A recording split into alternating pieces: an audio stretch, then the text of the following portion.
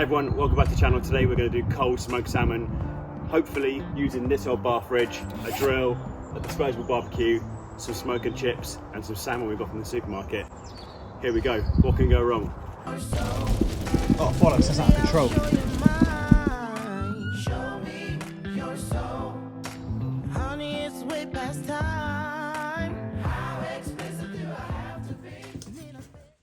Okay, before we start putting the smoker together, let's rewind 3 days and see how the salmon gets cured. And here's how we did it. Let's start off with a nice piece of salmon that I picked up from the supermarket. A nice supermarket, if you know what I mean. I got a fresh piece of salmon here, about 3 centimeters deep, and it's got nice fat lines. These fat lines are going to give you a better consistency when you smoke the salmon, so look out for these. Your salmon needs to be skin on because it's going to hold the flesh together when you cut it, and it also needs to be scaled. Now, I'm going to put some small score lines in the skin, and this is going to help the salt and the sugar draw out the moisture from underneath the salmon. Now, for the salt cure, I'm going to use juniper berries. This is what flavours gin. So we're going to put those in there, and then we're going to crush those down with a pestle and mortar. And now this herb goes hand in hand with salmon. This is fresh dill. We're going to use 1 whole bunch of fresh dill, and we're going to chop that up. Make sure you lose the elastic band before you start chopping. We're just going to use the pestle and mortar to smash the herbs a bit, and now we're going to add table salt. I'm using about 500 grams of table salt, and I just want to pound these together to get all the ingredients infusing and working together. Recipe wise, you just need enough salt to coat the top and the bottom. Now I'm putting a layer of the herby salt in the bottom of the dish. A French guy called Sam taught me this when I was working in France, and it's kind of common sense cookery. We're going to put the salt on the bottom because the salt can burn the fish. And now, on top of the salt, we're going to add a layer of sugar, granulated or caster. We want the sugar to cover the salt. The sugar is more gentle on the salmon skin, and it's going to add that sweetness to your smoked salmon. And now we're going to lay the salmon skin side down on top of that sugar. And now we're going to repeat the process. We're going to sprinkle sugar on the flesh, on the top. And this is going to add sweetness to the salmon and protect the salmon from the harsh salt. And then as we add another layer of salt covering the salmon, the salt is going to help draw the moisture out of the salmon, dehydrating it, and the flavour of the juniper berries and the dill are going to go into the salmon, replacing the moisture. And now we just want to cover the salmon completely, so it's completely submerged in salt and sugar.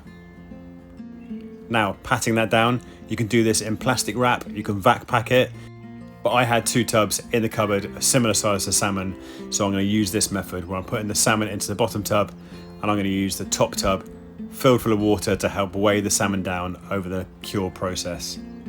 Now this is going to go into the fridge where I'm going to leave it for 24 hours. Then after 24 hours, I'm going to turn it over and repeat the process for another 24 hours. After 2 days, you're going to see the salmon has changed its consistency. It's going to be a lot firmer to the touch. I'm going to take the top tub off, and now we need to wash the salmon off. This might sound a little bit crazy after spending 2 days removing the moisture, but we just want to wash off that excessive salt and sugar. As you can see, it looks beautiful in the sunlight. It's nice and firm. It's got that smoked, cured kind of consistency. Welcome to the gravlax stage. At this point, we could just wash off the salt and the sugar and then coat it with mustard and herbs, slice it and use it as gravlax. But we're going to take it 1 step further, and then we're going to cold smoke it. Let's just enjoy it for a second, washing that firm flesh. Now the salmon is washed, sugar-free and salt-free.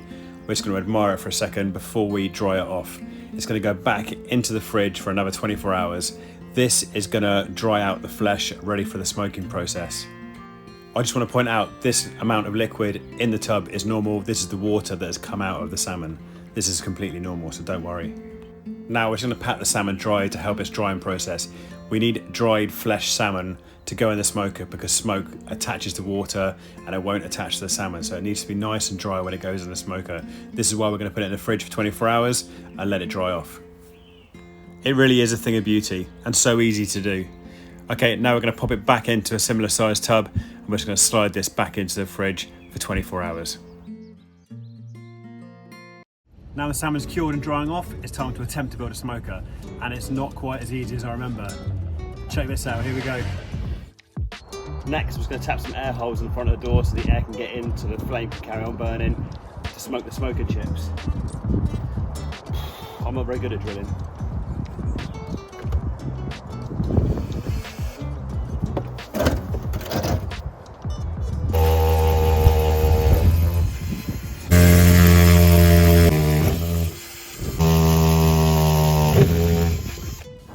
you can't make it up. The drill bit's not long enough, so I have to open the door and then go from the other side to get through.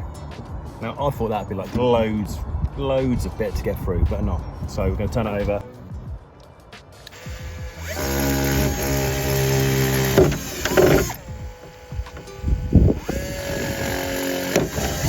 Just going to use this wire bit here to make the shelving, and I'm going to use this little pad here to light the chips.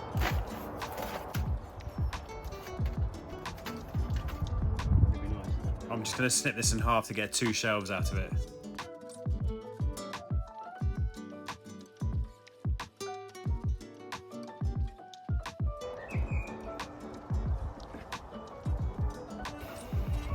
Brilliant.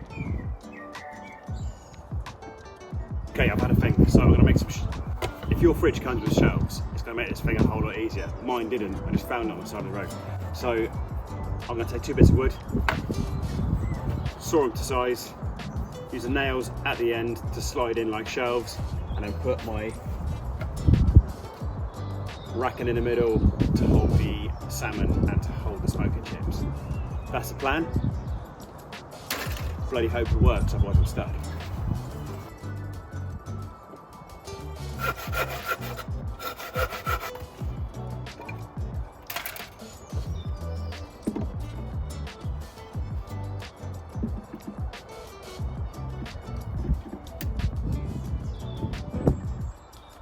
Might not even need the nail. Snug as a bug in a rug.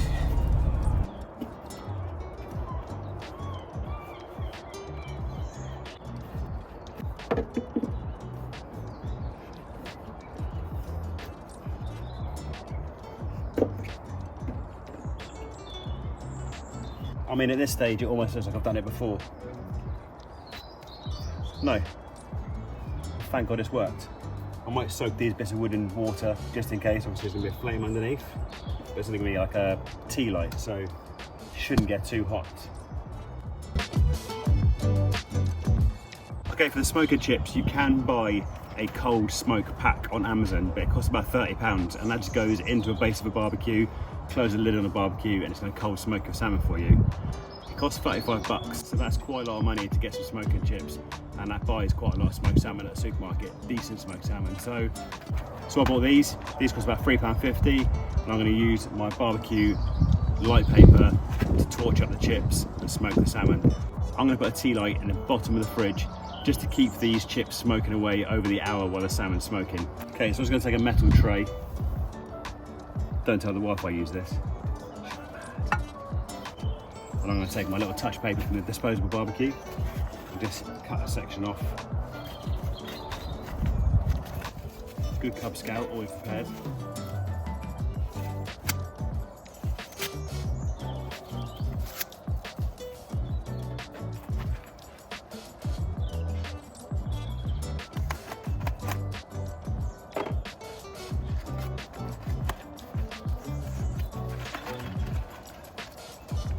These are a nice sized chip. These are going to burn and smoulder nicely. Some of the smoky chips you find are a little bit too chunky and you're going to need to get a good flame on those.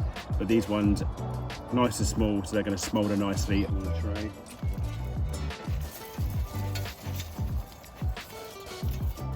Okay, so the wood chips are going to need to sit on a heat source. So,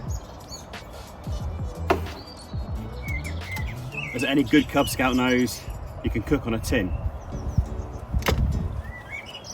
And inspired by Fish Disco, who's always making stuff. So, got a tin, emptied it out, holes in the side, cut some slits, more. Gonna pull out into little legs. Tea light can sit underneath there. Come on, one more slit.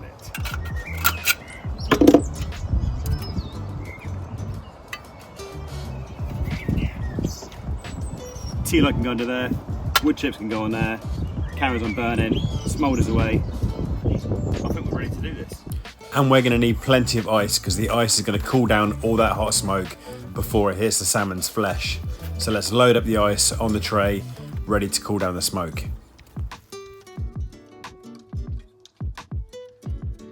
And that tray of ice is going to sit just here in between the smoking chips and the salmon. Okay, so I've done this. I've also cut the top off as well, so be careful when you're doing that.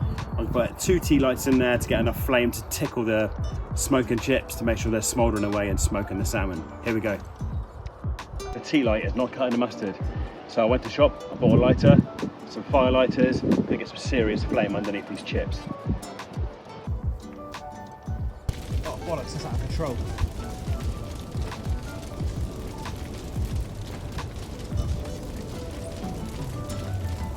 Don't play fire, kids.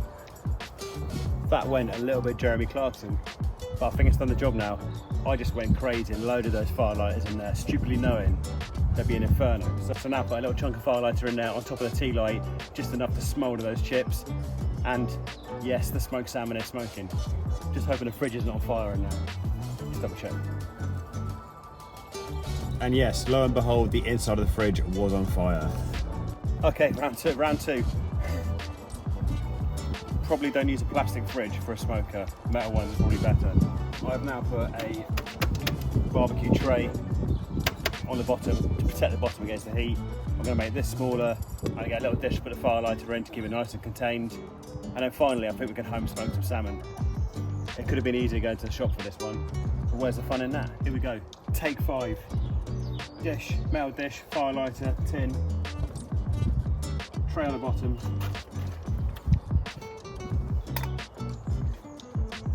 Lighter. In. On. Closed. Fingers crossed. I can hear crackling wood. Good sign.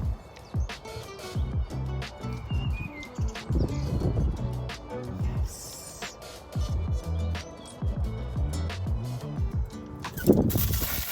Okay, so let's have a look at the damage the smoking's done. Chips have burned down as they should have, and this has smoked the salmon. My wooden shelves have taken a massive beating, as well as the back of the fridge. So I'll probably recommend metal shelving, a metal fridge, but we got there in the end.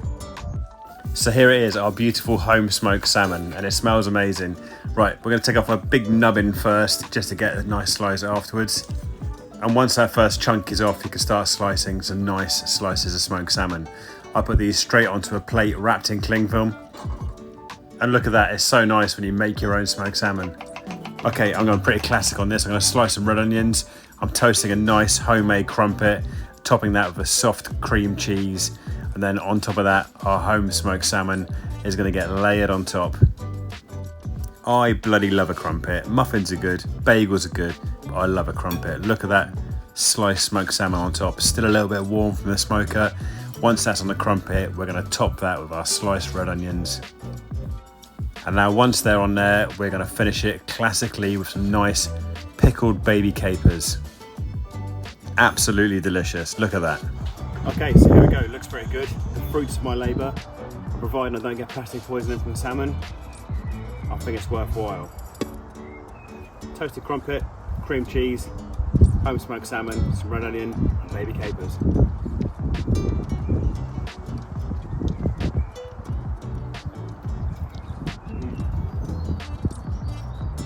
Still warm from the smoker. And that's it, guys. Thank you for watching. I hope you enjoyed it. I hope you can see how easy it is to smoke salmon at home. If I made it look easy, or not, maybe not. But if you've got a fridge with the shelves in, it makes things a lot easier. Home smoked salmon. If you liked the video, if you enjoyed the content, please remember to like and subscribe, and I'll see you in this next video. More brunch recipes are right here. Okay, before we pass. Okay, before we pass.